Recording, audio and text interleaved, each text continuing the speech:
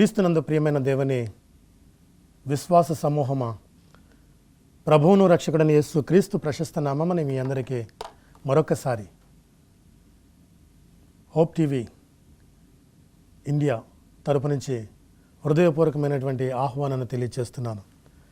వీక్షిస్తున్నటువంటి మీ అందరికీ శుభాలు తెలియజేస్తున్నాను. దేవుడు మీరు మీ కుటుంబాలని సమాధానంతో ఉన్నారని, సంతోషంగా ఉన్నారని నమ్ముతున్నాను. రండి, మనమందరం కలిసి పరిశుద్ధ గ్రంథము నుండి వర్తమానాన్ని చదువుకుందాం, ధ్యానం చేద్దాం, నేర్చుకుందాం. ఈ సమయంలో మనము దేవుని సృష్టిలో నుండి, జలచరాశుల నుండి దేవుడు మనకు ఒక పాఠాన్ని నేర్పిస్తున్నారు. అది మనమందరం కలిసి చదువుకుందాం. రండి, దయచేసి నాతో పాటు పరిశుద్ధ గ్రంథంలో తెరిచి దేవుని యొక్క వాక్యాన్ని మనం ధ్యానం చేద్దాం. పరిశుద్ధ గ్రంథంలో ఆదికాండము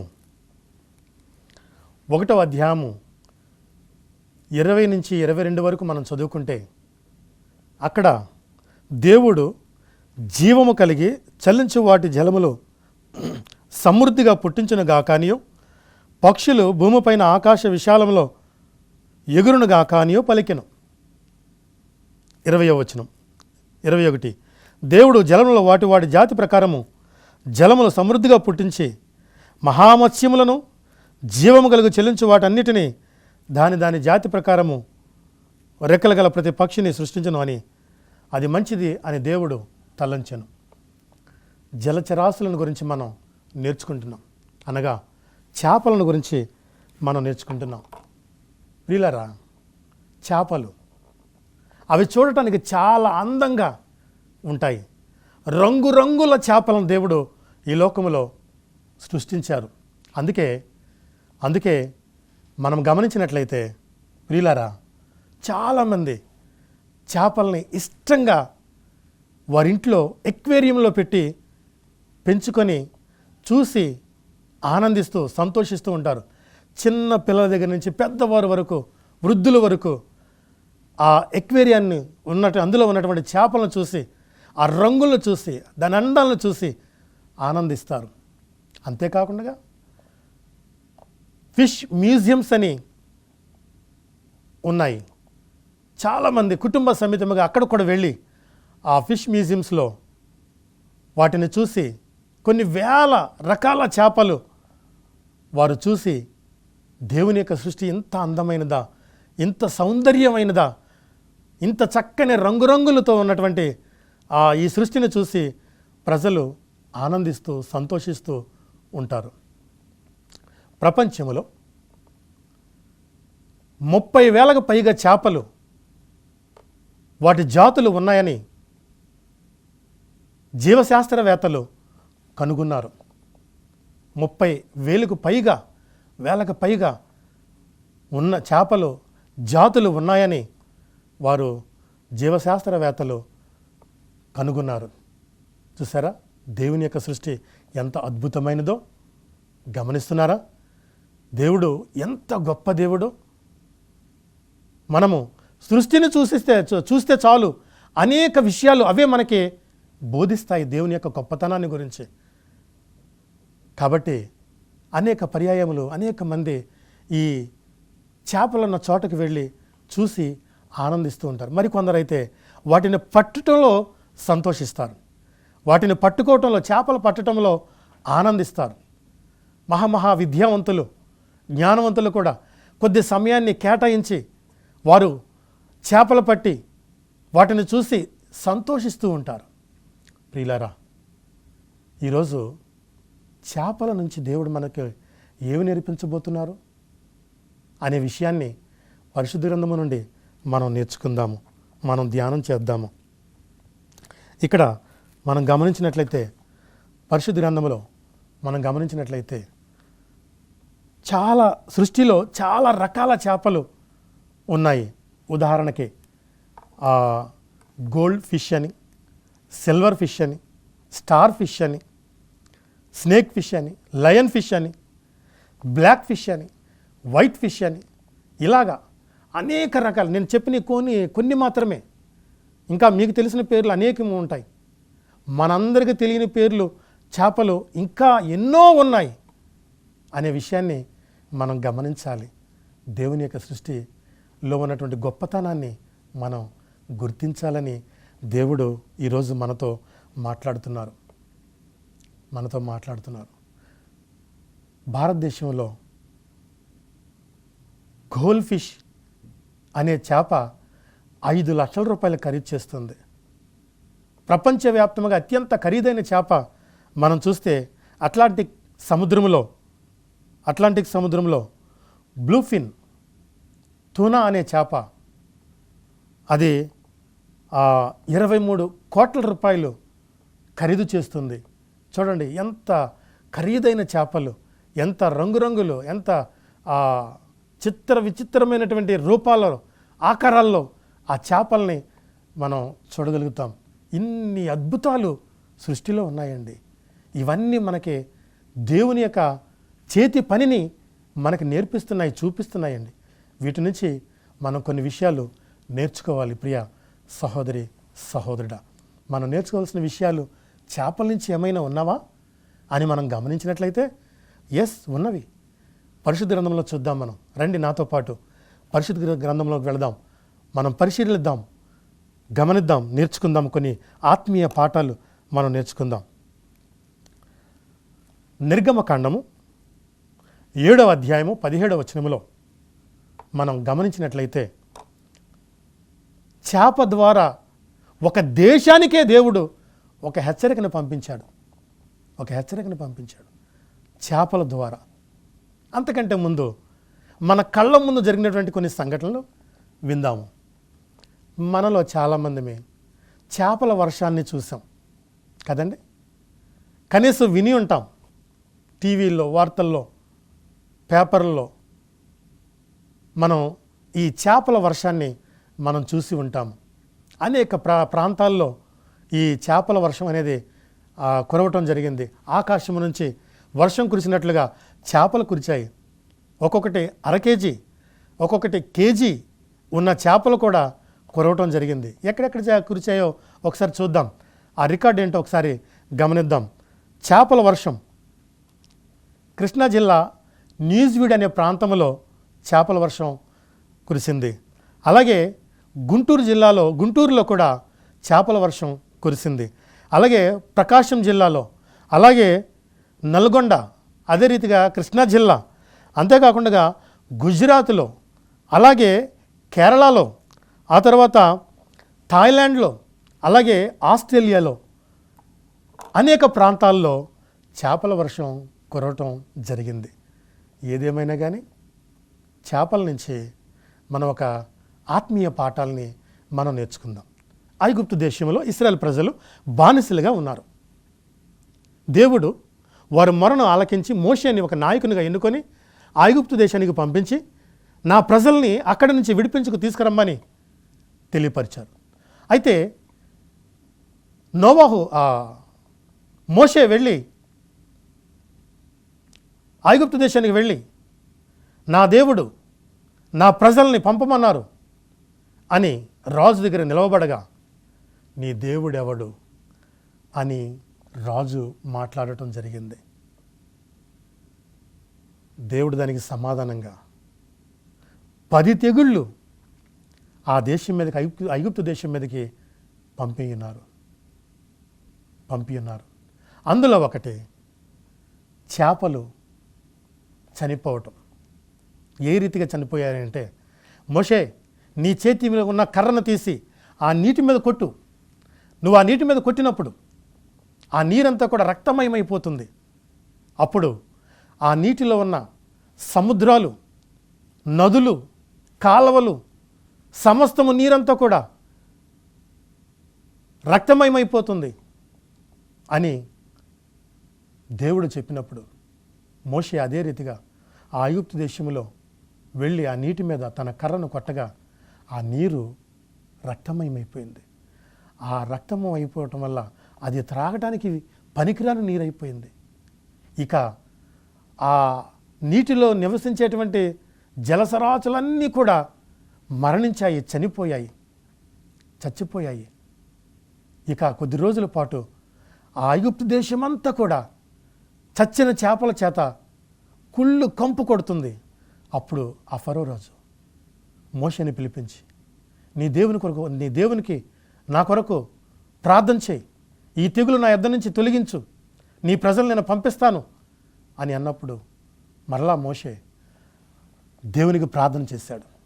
అప్పుడు ఆ తెగుల్ని దేవుడు తీసివేశాడు. కానీ ఆ రాజు, ఫరో రాజు ఇశ్రాయేలు ప్రజల్ని పంపడానికి ఇష్టపడలేదు. ఎందుకంటే దేవుడే తన మనసును, తన హృదయాన్ని కఠినపరిచాడు కాబట్టి.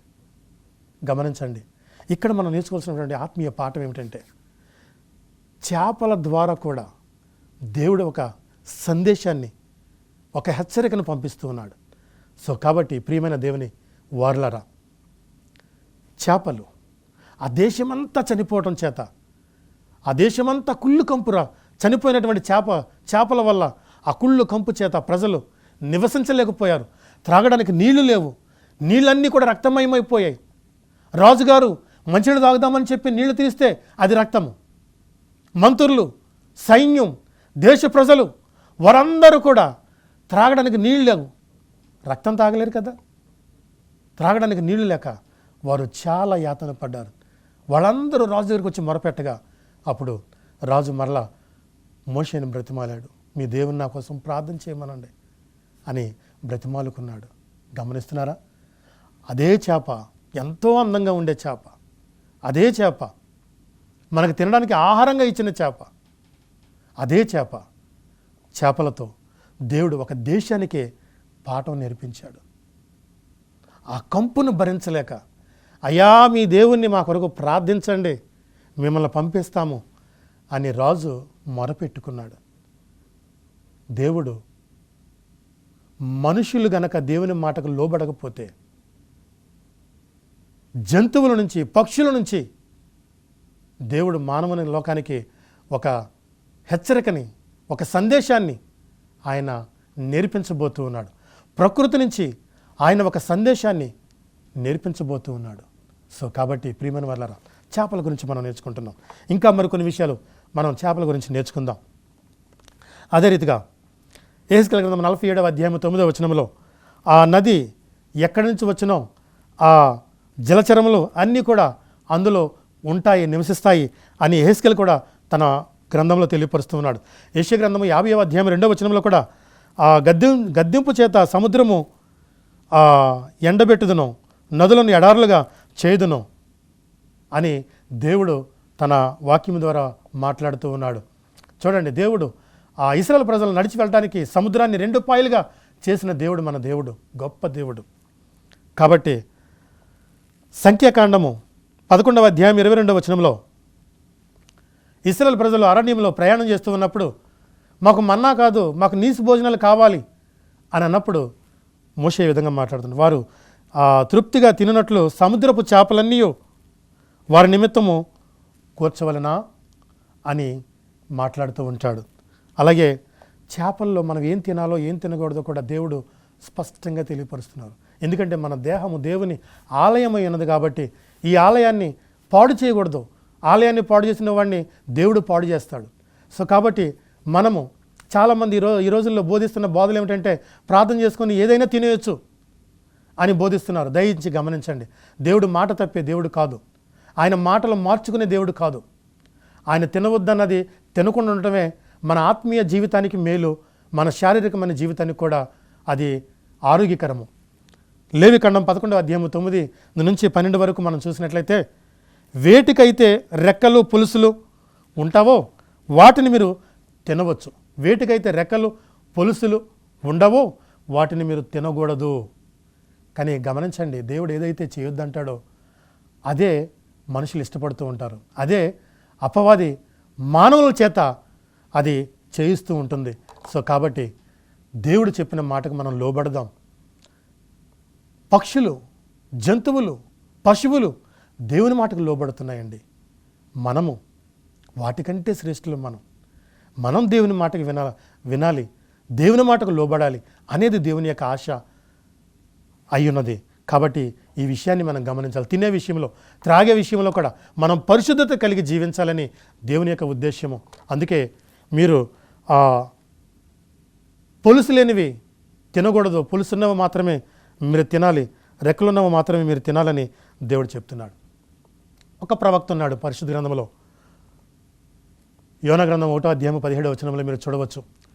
ఈ ప్రవక్త పేరు యోనా. ఈయన నినివే పట్టణ ప్రజలు పాపముతో నింపబడి ఉన్నది, వారి పాపం ఆకాశాన్ని అంటుతుంది, నువ్వు వెళ్ళి వారికి నా వర్తమానాన్ని అందించమన్నప్పుడు అతను ఆ దేశానికి వెళ్లకుండా టార్షిష్ అనే ఓడ ఎక్కి కూర్చున్నాడు. అడుగు భాగానికి వెళ్ళి గుర్రు పెట్టి నిద్రపోతున్నాడు. అప్పుడు సముద్రం నడి మధ్యలో ఉన్నప్పుడు ఆ ఓడ అలల చేత, తుఫాను చేత కొట్టబడి ఇక చనిపోతామేమో అనే భయంతో వారు ఉన్నప్పుడు వారందరూ, ఓడలో ఉన్న వారందరూ వారి సామాగ్రి ఒకవేళ తీసి బయటపడేస్తే ఆ ఓడ తేలికవుతుందేమో, మనం క్షేమంగా ఉండొచ్చు, బ్రతికి ఉంటే ఎప్పటికైనా సంపాదించుకోవచ్చని వారు తెచ్చుకున్నటువంటి ఆ సామాగ్రి, ఆ బరువులు ఆ సముద్రంలో పడవేశారు. అయినా కానీ ఆ ఓడ ఒక క్రమానికి రావట్లేదు. దాన్ని కంట్రోల్ చేయలేకపోతున్నారు, క్రమపరచలేకపోతున్నారు, సరి చేయలేకపోతున్నారు. అప్పుడు ఓడ నావికుడు అడుగు భాగానికి వెళ్ళి చూస్తే ఈ యోన నిద్రపోతూ ఉన్నాడు. ఓ ఈ నిద్రపోతా, నీకేమైంది? లే, మనమందరము ప్రాణాపాయ స్థితిలో ఉన్నాం, లేచి నీ దేవునికి నువ్వు ప్రార్థన చేయి అని చెప్పినప్పుడు అప్పుడు యోన జరిగిందంతా చెప్పాడు. చెప్పి ఇంకా ఏమన్నాడంటే, నన్ను ఆ సముద్రంలో పడవేయండి అని చెప్పాడు. అప్పుడు వారందరూ కూడా ఆ జరిగిందంతా విని యోనాని సముద్రంలో పడవేయగా దేవుడు ఒక త్రిమింగలానికి ఆజ్ఞాపించాడు. గమనించండి, ఇక్కడ ఒక ఆత్మీయ పాఠాన్ని మనం నేర్చుకుందాం. ఒక త్రిమింగలం దేవుని మాటకు లోబడుతుంది. చిన్న చేపల నుంచి అతి పెద్ద చేపల వరకు సముద్రంలో నివసిస్తున్నాయి. ఒక పెద్ద త్రిమింగలానికి దేవుడు చెప్పగా ఆ యోనాను అది జాగ్రత్తగా మింగి దాని కడుపులో భద్రపరిచింది. అప్పుడు దాని కడుపులో నుంచి యోనా ప్రార్థన చేస్తున్నాడు. అయ్యా, నేను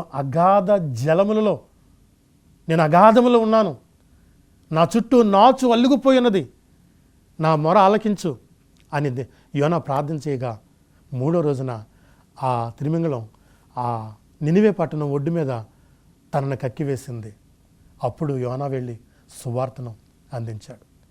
సహోదరి, సహోదరుడా, గమనిస్తున్నావా? చేపలు, జలచరాస్తులు దేవుని మాటకు లోబడుతున్నాయి. ఒకరోజు శిష్యులు చేపలు పడుతున్నారు, రాత్రంతా ప్రయాసపడ్డారు. ఆ చేపలు పట్టడంలో చాలా నైపుణ్యత కలిగినటువంటి వారు ఈ జాలర్లు. ఏ కాలంలో పడతాయో, ఏ సమయంలో పడతాయో, ఏ సమయంలో పడవో, ఎక్కడ పడతాయో, ఎటు వెళ్ళాలో అవన్నీ క్షుణ్ణంగా ఎరిగినటువంటి వారు. అలాంటి పండితులు, సముద్రపు చేపలు పట్టి దానిలో పండితులు వారు రాత్రంతా ప్రయాసపడిన చేపలు పడలేదు. అప్పుడు యేసు ప్రభు వారు ఆయన కుడివైపు వేలు చూపించి, ఇదిగో ఇక్కడ వేయండి మీ వలలు అన్నప్పుడు, అయ్యా రాత్రంతా ప్రయాసపడ్డాం, మాకొక్క చేప కూడా దొరకలేదు, కానీ మీ మాట ప్రకారంగా మేము మా వలలు వేస్తామని చెప్పి వలలు వేయగా విస్తారమైన చేపలు పడ్డాయి. వారు సంతోషించి ఇక చేపల్ని, వలల్ని, ఆ పడవలను అక్కడ విడిచిపెట్టి ప్రభువుని వెంబడించారు. అందుకే ప్రభు అంటున్నాడు, రండి నన్ను వెంబడించండి, నేను మిమ్ములను మనుషులను పట్టు జాలర్లుగా చేస్తాను అని దేవుడు మాట్లాడుతున్నారండి. చూస్తున్నారా? చేపల నుంచి దేవుడు మనకు ఒక ఆత్మీయ పాఠాలని మనకు నేర్పిస్తున్నారు. చేపలు పట్టే మనలను మనుషులను పట్టే వారముగా దేవుడు మారుస్తాను అని అంటున్నారు. మరి దేవుని పరిచర్య చేయటానికి నువ్వు సిద్ధంగా ఉన్నావా? దేవుని మాటకు నువ్వు వింటున్నావా? దేవుని మాటకు నువ్వు లోబడతావా? ఆలోచించండి. ఆ తర్వాత మరికొన్ని విషయాలు మనం చూసినట్లయితే, ఒకసారి ప్రజలందరూ అనేక ప్రాంతాల నుంచి యేసు ప్రభు దగ్గరికి వచ్చి ప్రభువారు మాటలు వింటున్నప్పుడు అప్పటికే చాలా రోజులయ్యింది, వారికి ఆహారం లేదు. అప్పుడు శిష్యులు వచ్చి ప్రభు దగ్గరికి, అయ్యా వీరు మన దగ్గరికి వచ్చి అప్పుడే 3 రోజులు అయిపోతుంది, వారు తినడానికి ఆహారం పెట్టాలి, వారందరినీ పంపివేయమన్నప్పుడు ప్రభు లేదు లేదు, మీరే వారికి ఆహారం పెట్టండి అన్నారు. అప్పుడు ఫిలిప్పు, అయ్యా మన దగ్గర 5 రొట్టెలు 2 చిన్న చేపలు మాత్రమే ఒక చిన్న బాలుడి దగ్గర ఉన్నాయి అని అన్నప్పుడు వాళ్ళందరినీ ఒక క్రమబద్ధంలో కూర్చోబెట్టమన్నారు.